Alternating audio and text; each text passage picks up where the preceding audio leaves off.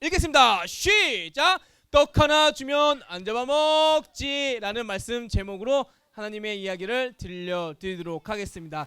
우리 초등부 친구들은 영화나 애니메이션 좋아하세요? 좋아하는 친구도 있고 싫어하는 친구도 있을 거예요. 뭐 물론 다 좋아할 수는 없겠죠. 목사님도 이 영화 보는 거, 애니메이션 보는 거 좋아하고, 그리고 또 기억에 남는 영화도 있습니다. 그 중에서도 이 포화 속으로라는 영화인데요. 이 영화가 2010년에 개봉한 영화입니다.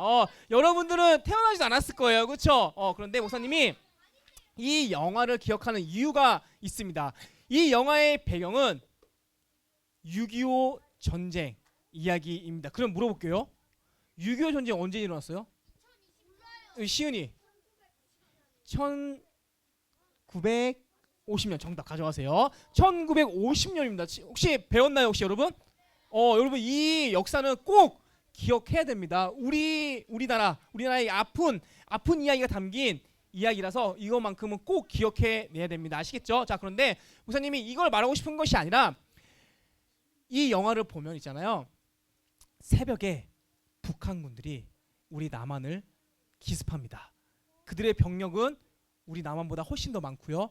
막강한 무기를 가지고 있습니다. 우리는 기습을 당했기 때문에 속수무책으로 당할 수밖에 없었어요. 우리 남한이 북한으로부터 점령되는 것은 시간 문제였습니다. 그런데 우리 남한에 그냥 있을 수 없잖아요. 그래서 도움을 요청합니다. 그때 이제 유엔에서 우리나라를 도와준다는 이야기가 들렸어요. 그런데 대신 버텨라. 몇 시간을 버텨야지 우리가 가는 그 시간 동안 너희들이 버텨야 우리가 도와줄 수 있다라고 합니다. 그런데 이미 피해가 너무 많이 심했어요. 그래서 어떠한 생각을 하냐면, 여러분 혹시 학도병이라는 이 말을 아세요? 학도병이 뭔지 알아요?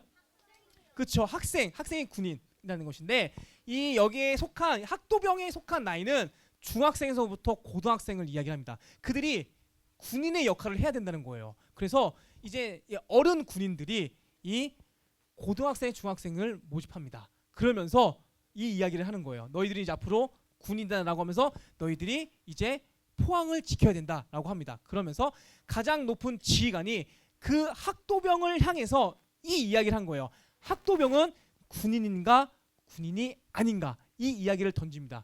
여러분 한번 생각해 볼까요? 우리 초등부 친구들 중에 혹시 중학생인, 고등학생인 언니, 오빠, 형, 누나 있어요? 아마 있을 거예요. 그렇죠? 가만히 보면은 가끔은 나보다 더 철딱성이 없는 행동을 할 때가 있다 없다? 있을 때 많아요. 그렇죠? 왜냐하면 아직까지는 성인이 아니기 때문이에요. 마찬가지입니다. 여기에 징집이 된 이 학도병들은 학생입니다. 여러분 학생은 뭘 해야 돼요? 공부해야 된다는 거죠. 그렇죠? 공부해야 되는 거예요. 그런데 오늘부터 군인이랍니다. 당연히 총을 받았습니다. 학도병 입장에서는 총이 신기하겠죠. 야, 총이다. 이거 진짜 나갈까? 이러한 이야기도 하고요. 그리고 북한이 쳐들어오면은 저희는 어떻게 해야 돼요? 라고 질문도 합니다. 당연히 싸워야 되죠. 그렇죠? 그리고 이제 그 지휘관이 군인들을 끌고 낙동강 전선으로 갑니다. 다시 말해 학도병밖에 안 남았어요. 그러니 얼마나 신났겠습니까? 마치 영화를 보면 캠핑에 온 것처럼 자기네들끼리 웃고 떠듭니다. 그런데 시간이 흐르고 여러 가지의 과정과 경험을 거쳐서 그들이 변하게 됩니다. 그리고 가장 영화의 클라이막스 딱 이르렀을 때 학도병 중에서도 반장 역할을 하는 친구가 있어요. 그 친구가 이렇게 얘기합니다. 학도병은 이렇게 외칩니다. 그리고 나서 그 뒤에 나머지 사람들이 어떻게 얘기하냐면 군인이다 라고 합니다. 학생이라고 하지 않고 군인이라고 합니다. 그들의 정신, 그들의 생각이 군인으로 된 거예요. 몸은 여전히 학생이지만 그들의 생각과 마음은 군인 정신으로 되어 있다. 그러면서 목사님은 이 영화를 통해서 여러분들에게 뭘 얘기하고 싶냐면 바로 이것을 얘기하고 싶습니다. 따라해 볼까요? 자기 규정 효과. 다시 한번 자기 규정 효과. 자, 자기 규정 효과의 뜻 읽겠습니다. 시작. 내가 어떤 일을 잘할 수 있다고 믿으면 정말 하게 된다. 여러분, 오늘 사실 설교의 핵심은 자기 규정 효과입니다. 여러분, 이 말과 이 뜻만 기억하면 사실 오늘 설교 끝이에요. 그런데 여러분, 끝내면 안 되겠죠? 자, 예를 들어서 자기 규정 효과가 무엇이냐면, 내가 내일 당장 수학 시험을 본다고 쳐요. 그러면 나는 열심히 잘 볼 거야. 내가 준비한 만큼 그 이상으로 나는 잘 봐서 100점을 맞을 거야 라고 하는 것이 자기 규정 효과입니다. 그리고 여러분, 오늘 2부 순서 때 뭐가 있죠? 성경 암송대회가 있습니다. 우리 4학년 친구들은 굉장히 지금 떨릴 거예요. 그리고 지금 설교 말씀은 안 들리고 이제 복 있는 사람은 악인의 깨를 떠들지 않고 아마 그 말씀이 머릿속에 맴돌 겁니다. 그렇죠? 긴장되니까. 여러분, 그런 친구 있다고 하면은 오늘 말씀 잘 들으세요. 분명히 여러분들한테 도움이 될 겁니다. 목사님이 왜 이 자기 규정 효과를 얘기를 하냐면, 우리는 세상 가운데, 다시 말해 학원, 학교, 그 어디에서든지 예수님의 제자다운 모습이 있어야 한다는 것입니다. 목사님이 왜 이 이야기를 하냐면, 우리가 때론 예수님의 제자다운 모습이 사라지거나 그 행동을 못할 경우가 있어요. 아까 전에 우리 하영이가 이런 기도를 했습니다. 실수, 그렇죠? 우리가 예수님의 제자로서 실수할 때 있단 말이에요, 그렇죠? 그것을 극복하기 위해서 자기 규정 효과가 필요하다는 것입니다. 조금 더 구체적으로 얘기해 볼게요. 우리 여러분 이제 학교에 갑니다. 열심히 공부를 해요. 열심히 공부하고 나서 점심 시간이 됐습니다. 그러면 여러분 뭘 먹어야 되죠? 밥 먹어야 되잖아요, 그렇죠? 그러면 여기서 이제 갈려집니다. 예수님을 믿는 사람과 믿지 않는 사람들은 밥을 받고 나서 가장 먼저 뭘 해야 될까요? 그렇죠? 기도해야 돼. 식기도 해야 된단 말이에요. 그렇죠? 식기도 해야 돼요. 어떻게 해야 되는지 목사님이 알려줬죠. 간단하게, 하나님 오늘도 맛있는 밥을 주셔서 감사합니다. 예수님의 이름으로 기도합니다. 이게 끝이에요. 그런데 우리가 딱 기도의 자세를 취하는 순간 근처에 있는 사람들이 주목하기 시작합니다. 야, 쟤 기도한다. 키키키키키. 그렇죠? 안 한다고. 누가 안 한다고 있어. 한단 말이에요. 그렇죠? 그러면 이 소리가 내 귀에 들리면 다음에 기도를 하고 싶은 마음이 생길까요? 없을까요? 없단 말이에요. 그렇죠? 야, 친구가 나를 보면서 수덕수덕하네. 그냥 이번 한 번은 그냥 좀 넘어갈까? 라는 마음이 든단 말이에요. 그러면 이런 생각이 듭니다. 그래, 한 번쯤이야. 내가 매일매일 식기도 하는데 그냥 오늘만큼은 하지 말자. 이러한 것이 바로 우리가 유혹에서 졌다라고 목사님은 표현을 하고 싶단 말이죠. 여러분, 예수님께서는 있잖아요, 우리를 은매의 양이라고 합니다. 양이라고 해요. 그러면서 우리를 이 가운데로, 여기 가운데로 보냈다고 하는데, 우리 같이 함께 말씀 읽겠습니다. 시작. 보라, 내가 너희를 보냄이 양이 이리 가운데로 보낸가 같도다. 그러므로 너희는 뱀 같고 지혜롭고 비둘기같이 순결하라. 예수님께서는 우리를 보고 양이라고 합니다. 그러면서 어디 가운데? 이리. 여러분, 이리가 쉽게 얘기하면 늑대 생각하면 돼요. 여러분 생각해 볼까요? 양이 이리를 이길 수가 있을까요?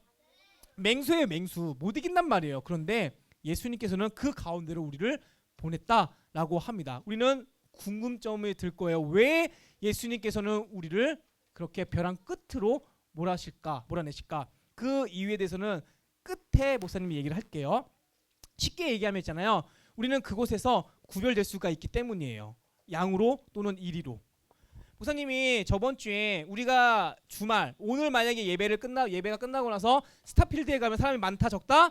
엄청 많을 거예요. 그렇죠? 엄청 많아요. 연말이죠, 특히. 그러면 우리가 그곳에서 예수님을, 교회를 다니는 사람과 다니지 않는 사람들을 구별할 수 있는 방법에 대해서 얘기했습니다. 뭐냐면 십자가 액세서리를 차거나 성경책을 들고 있거나 아니면 가방을 메거나 하면은 저 사람은 교회를 다니는구나 아니구나 라는 것을 구별을 할 수 있다라고 합니다.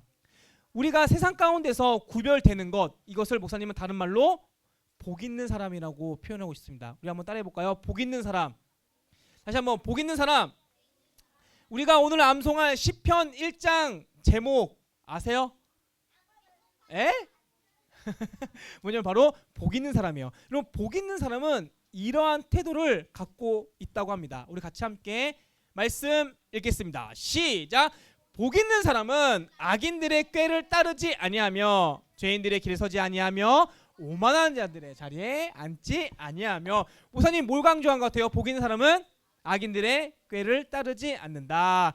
초등부 친구들, 이 꾀라는 말을 쉽게 설명을 하면은 거짓말입니다. 그죠? 꾀병. 여러분, 꾀병은 진짜 아픈 거예요? 가짜로 아픈 거예요? 그렇죠. 가짜로 아픈 거예요. 거짓말 한다는 것이죠. 마찬가지로 이 악인들은 거짓말을 통해서 우리를 속입니다. 여러분, 그래서 우리에게 필요한 것이 무엇이냐? 바로 이겁니다.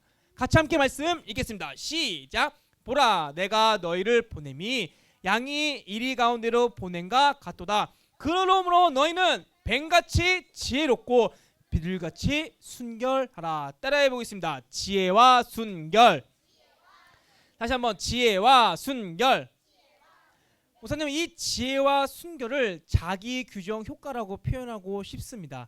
우리가 자기 규정 효과를 제대로 내 몸에 장착을 하고 이해하고 실행한다고 하면 우리는 악인들의 그 속임수에 넘어가지 않는다. 쉽게 얘기하면 우리가 그 1위 가운데 있어도 그 1위를 이길 수 있다라고 목사님은 말하고 싶습니다.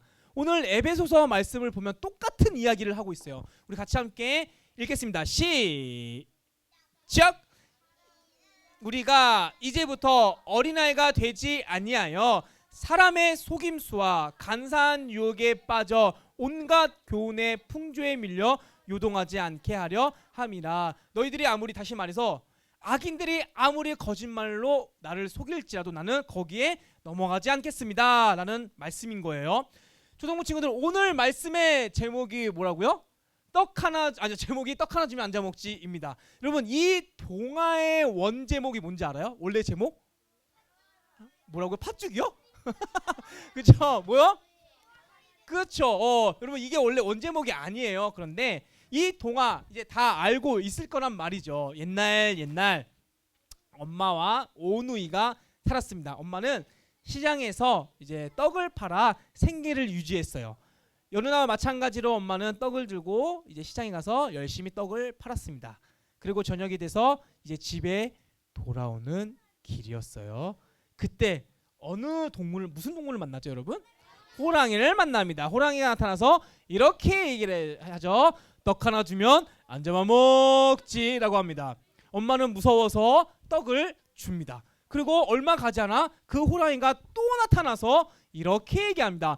떡 하나 주면 앉아만 먹지. 엄마는 무서워서 떡을 또 줍니다. 그렇게 계속 떡을 주다 보니까 떡이 어느 순간 없어지게 된 거예요. 그러자 호랑이는 엄마에게 나쁜 행동을 하게 됩니다. 호랑이는 거기서 끝이지 않고 엄마의 옷을 입고 오누이가 살고 있는 지구로 향했습니다.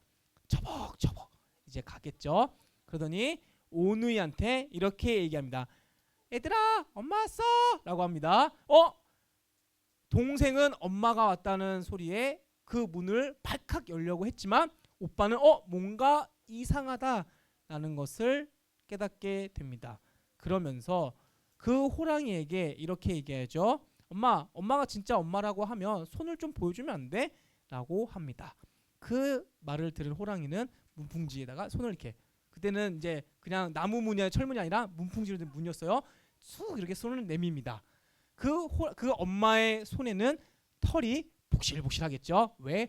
호랑이니까. 뭔가 이상하다라고 낀새를 차린 오누이는 그대로 런을 하게 됩니다. 자, 목사님이 얘기하고 싶은 거는 이거예요. 여러분, 사단은 있잖아요. 마귀는 우리를 속일 때 아주 그럴싸한 말로, 아주 달콤한 말로 우리를 속입니다. 마치 호랑이가 엄마 옷을 입고 엄마 목소리를 내면서 그 오누이를 속이려고 하는 것처럼 말이죠. 여러분, 사실 우리가 생각하면 있잖아요. 호랑이는 힘이 셉니다. 그렇죠? 여러분, 그냥 문 뜯으면 돼요. 그렇죠? 너무 동심파괴인가? 문 뜯으면 된단 말이에요. 그런데 목사님이 얘기하고 싶은 건 뭐라고요? 사단은 우리를 속일 때 힘으로 속이지 않아요. 그럴싸한 말로, 달콤한 말로 우리를 속인다는 것이죠. 여러분, 예수님도 있잖아요. 사단에게 시험을 받습니다. 어떠한 시험을 받게 되냐면, 예수님, 나에게 절하면 내가 이 세상을 줄게요 라고 합니다. 여러분, 예수님이 사단에게 절했을까요? 안 했을까요? 안 했어요. 여러분, 말씀으로 이겨냅니다. 생각해 볼까요? 여러분, 예수님은 말씀으로 이 세상을 만들었어요. 그렇죠? 만드셨고, 그리고 죽은 자도 살리시고 오병의 기적 모든 것을 다 할 수 있단 말이에요. 그런데 절할 필요가 없죠. 이게 무슨 말인지 아세요? 마치 마귀는 자기가 세상을 만든 것처럼 예수님을 속인 다음에 그것을 주겠다라고 합니다. 마찬가지로 여러분, 사단이 만약에 우리 사랑하는 초등부 친구들한테 100억을 준다고 합시다. 나한테 한번 절해라. 예배 한번 가지 말아라. 내가 1조 줄게라고 하면은 그래, 야 예배 한번 빠지는 거 그래 빠져보지 100억인데 이렇게 유혹한단 말이죠. 이렇게 우리에게 달콤한 말로 항상 유혹을 한단 말이죠. 그런데 우리가 그 유혹 속에서 이겨낼 수 있는 방법은 목사님이 처음에 얘기한 6글자보다 자기 규정 효과. 내가 예수님의 제자라고 하면 나는 절대로 그 마귀에게 절하지 않고 그 달콤한 거짓말에 내가 속아 넘어가지 않는다. 이게 분명하다고 하면 우리는 승리할 수가 있다는 것입니다. 사랑하는 초등부 친구들, 예수님께서 우리를 그 일이 가운데에 학교라는 그 일이 그리고 학원이라는 그 일이 그 어디든 우리를 보내신 그 이유가 있단 말이죠. 여러분, 우리가 학교로 가서 그리고 학원으로 가서 하면 우리가 열심히 살아가다 보면은 예수님을 믿지 않는 사람들이 우리를 공격할 때가 있어. 야 교회 가면은 뭐 있어? 교회 가면 재밌어? 뭐가 있냐? 차라리 그냥 주일에 일요일에 놀러 가면 더 그게 재밌는 거 아니야? 라고 하면서 우리를 설득시키려고 합니다. 그렇게 속임수로 우리를 예수님의 제자로서 살지 못하게 할 때가 있단 말이에요. 그러면 우리는 거기서 정신 차리고 나는 교회를 가야 돼. 왜? 예수님의 제자니까. 여러분, 예수님께서 왜 우리를 그곳에 보냈냐면 이것 때문이에요. 뭐냐면 따라해보겠습니다. 성장. 하지만 성장. 그 성장을 바라는 마음에 정말 마음 아프게 우리 사랑하는 초등부 친구들을 그 이리대로 보내신단 말이죠. 여러분, 그런데 걱정할 필요가 없습니다. 목사님이 아까 전에 이렇게 얘기했을 거예요. 이리가 양을 잡아먹습니다. 다시 말해 양은 이리를 이길 수가 없어요. 하지만 양을 지키는 목자가 있으면 얘기는 달라집니다. 여러분, 우리에게 목자는 누구죠? 그렇죠. 하나님이 계시니까 여러분 걱정할 필요가 없습니다. 하나님 붙잡고 여러분 이 세상 이 일 가운데서 승리하는 우리 사랑하는 초등부 되시길 예수님의 이름으로 축복합니다.